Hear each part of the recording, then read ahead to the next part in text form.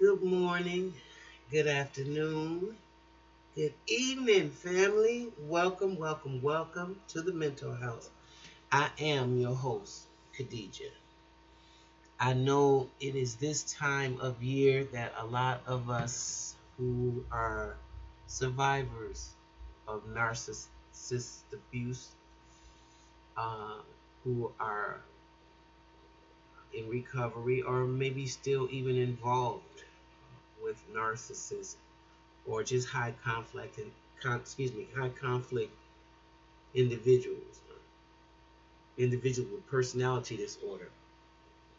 Sometimes as they get around the holidays, people become more and more triggered by past events. A lot of times they become more depressed or more withdrawn at this time. So I wanted to make sure I sent a double dose of love to each and every one of y'all who are in recovery, who have discovered that there is some stuff not right in your personal life, and you decided uh, in 2016 to take the courage and that to rectify it, whether that is through no contact, minimum contact. Um, I want to commend you for your courage, first of all, and I also want to acknowledge how difficult this time might be for you. Okay, for us.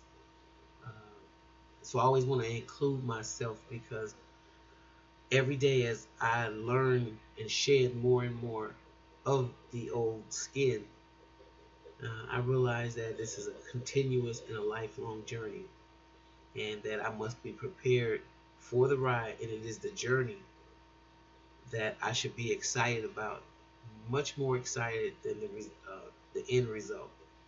Uh, as long as I keep grinding every day on the situation, trying to rectify the situation every day in my life, shedding a little bit more of the dead layers that have been downloaded into my amygdala like a bad virus. Uh, the more I'm able to do that, the more in control of my life I will be. So I just want to say that and pass that on to you and make sure you know that as well. One of the main things that brought me to this title today uh, is because of the holidays, and I think about the narcissistic family system. Because every system has roles, every system has players in the role. And one of these dysfunctional families, as we've discussed time and time again, everybody has a neat position, whether it's a mascot, whether it's the scapegoat, whether it's the golden child, or whether it's the lost child. Um, each one of these roles are significant into the dynamic of that family. Now, but don't forget that it's a corrupt and an imbalanced system. The main thing, it has no executive control. There's nobody in control. And the leaders of the asylum, I like to call it, are people who have never addressed the issues that have plagued them for their lives. So like a bad virus, it becomes passed on to generation after generation after generation until somebody like you out there, like myself, those of us who have the courage to say, hey, I'm tired of feeling like this. Something is wrong, and this stuff is played out in my relationship. So why am I attracting the same kind of person? Well, once we begin to engage, dig out some of the uh, uh, the stinking, I always say the stinking thinking, and once we're able to dig that out and go exactly to the spot in our lives where the stinking thinking was downloaded and programmed into us, most of the times when we go back to that spot, back to the trauma, back to the particular time, we have to go back, in other words, in order to heal properly. because just like a puzzle, it has layers, it has different pieces that will reflect a certain image on the picture. So if that piece is missing, of course, the puzzle, just some about it is not looking correct. No matter what you try to do, you can try to paint in that little spot. You can try to hope it's no matter what, because that piece is what allows it all to fall together properly. And so what I'm saying is, once we begin to understand that about our own lives and the things that we have been downloaded with, and if we can go back to those particular areas and dissect it and pick out the time or the event or uh, the trauma, basically, if we can go back to that initial image of the trauma or to the initial memory of the trauma, and begin to dissect it and pull it out, uh, then that is when true healing begins. I just know that the main thing is we have to heal from emotional disconnect, because that's really what it's about. Emotionally, we're disconnected. I had a friend who told me that a long time ago, and I didn't understand what she meant there. Uh, and she told me a lot of times I seem to be emotionally disconnected. I didn't understand what that meant. But as time goes on, and as more and more explanation and more research that I do, uh, I begin to uncover certain things about myself. And so the the main thing I wanted to do was get in touch with emotions, and that's what I was uh, encouraging others to do as well. Because what happens, especially in our community, we are made to feel as if we're weak, uh, punks, sellouts, whatever, if we show emotion, which has in turn created a bunch of people with repressed, depressed, um, suppressed emotions. And when they explode,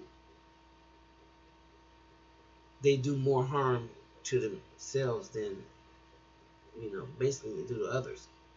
So what I've been noticing is I take every opportunity to cry now. I know that might sound real crazy to you guys. Some of y'all get it. Some of y'all might not be there. But I encourage you, male or female, to begin to cry more. Even if you have to do it while you taking a bath. Even if you have to do it away from everybody. If you live in a house with somebody, or if you just won't have to go into the car. If you have to think of things that dredge up emotion for you, I think it's important to cry. Because in my own life, as I began to think about some of the things that I was made to look over, though they hurted me so bad, there were events in my life that were so painful that I wasn't allowed to grieve or mourn or even have any kind of, opinion about what I was experiencing.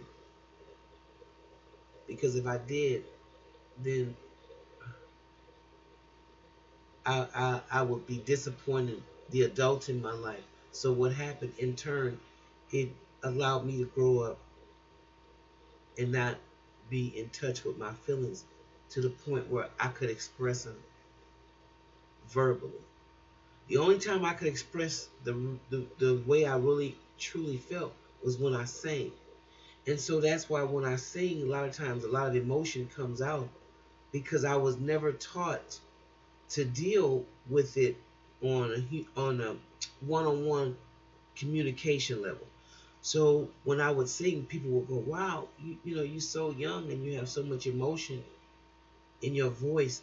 They don't know that that was just really suppressed, repressed um, anger, pain, hurt, disappointment, invalidation.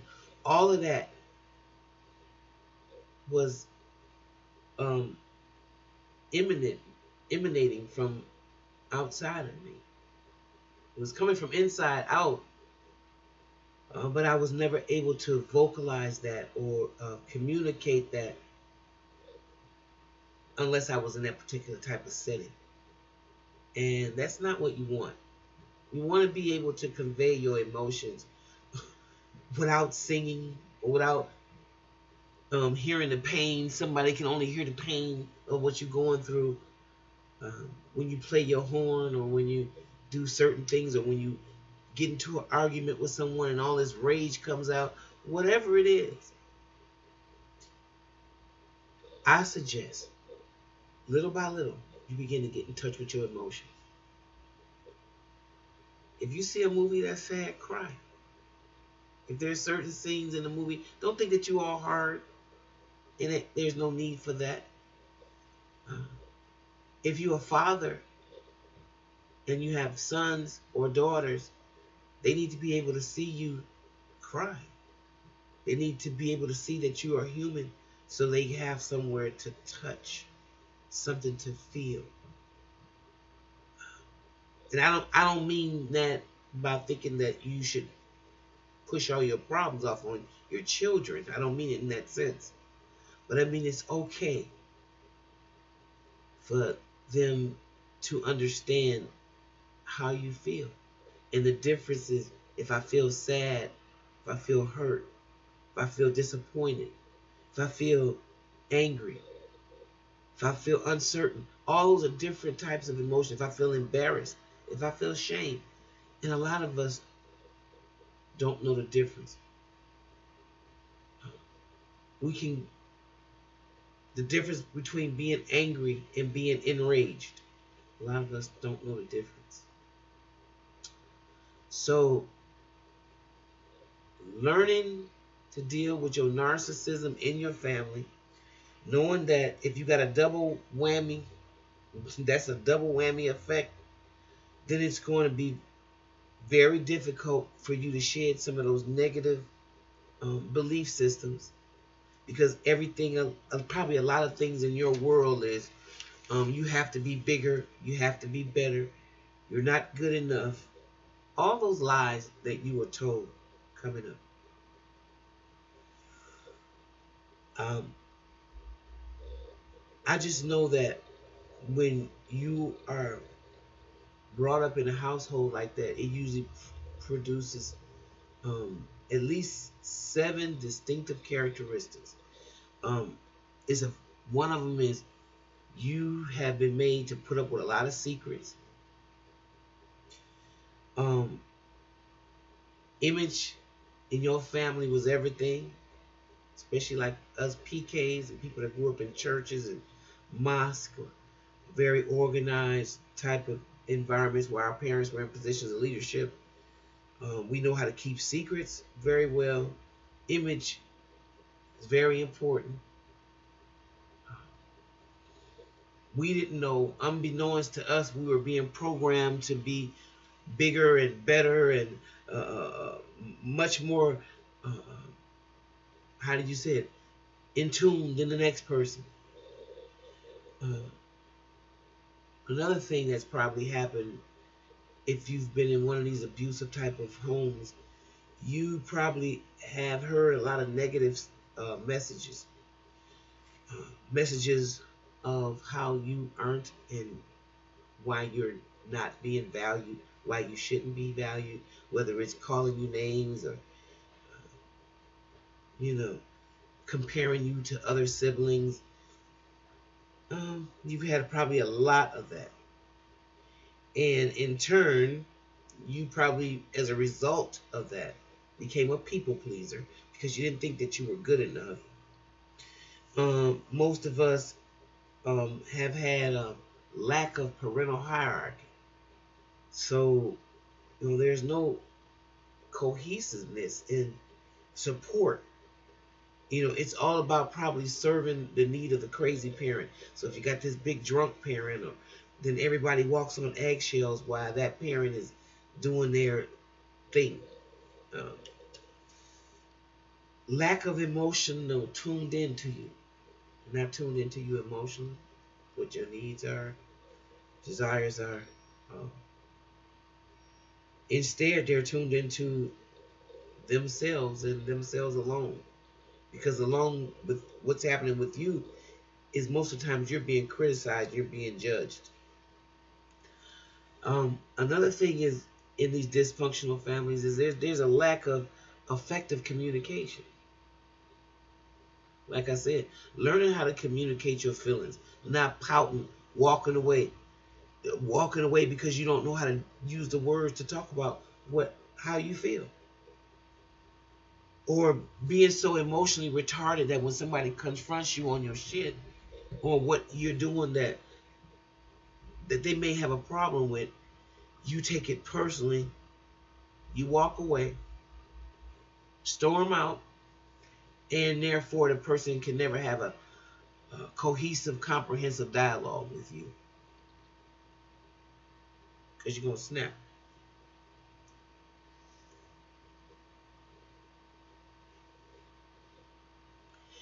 And then you send information through another person.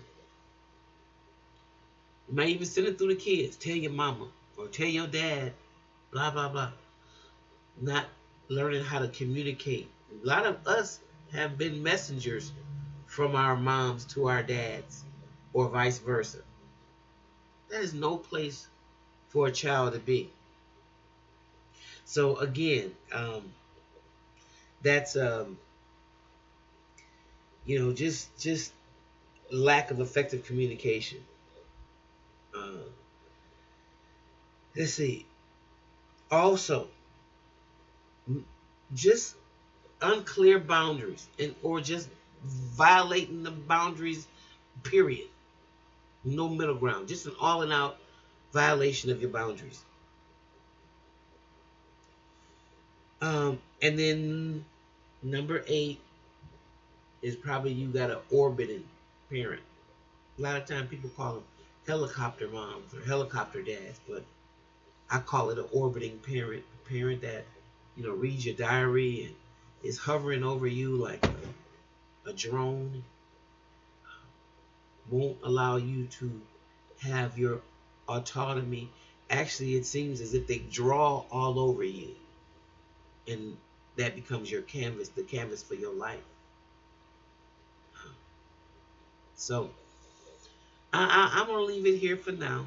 I'm going to come back a little later and make it a part 2 of dealing with narcissistic parents. Okay? All right. Like what you hear. Please like and subscribe. See you shortly in the mental house.